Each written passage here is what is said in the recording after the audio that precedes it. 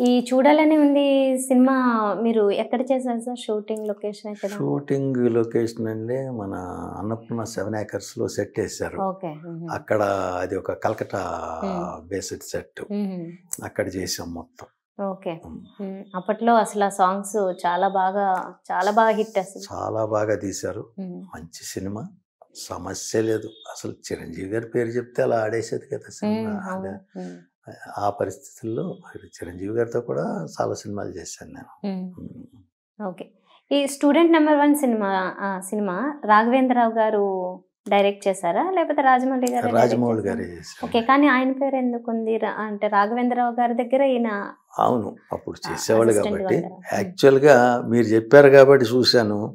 విన్నాను ఇప్పుడు. హ్మ్. నాకు అర్థమైంది. లేకపోతే రాఘవేంద్రరావు గారి పేరు దాంట్లో ఉందని కూడా నాకు తెలీదండి as a matter of okay. Fact. పర్యవేక్షణ అయ్యి ఉండొచ్చు. మేబీ.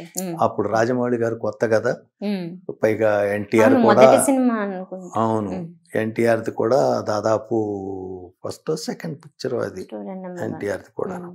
కుర్రాడిగాను. ఒక రకంగా బ్రేక్ ఇచ్చిన సినిమా 'స్టూడెంట్ నంబర్ 1' మామూలుగా రాజమౌళి గారికి అండ్ ఈయనకి కూడా. అందరికి బ్రేక్ ఇచ్చిన సినిమా. ఓకే. సో అందులో మీ క్యారెక్టర్ ఆయనతో పాటు ఉందా? ఎన్టీఆర్ గారు? అంటే ఎన్టీఆర్‌తో ఉంది గానండి కాంటాక్ట్ ఏమీ లేదు. ఓకే. కోర్ట్ సీన్‌లో లాయర్ క్యారెక్టర్. ఓకే.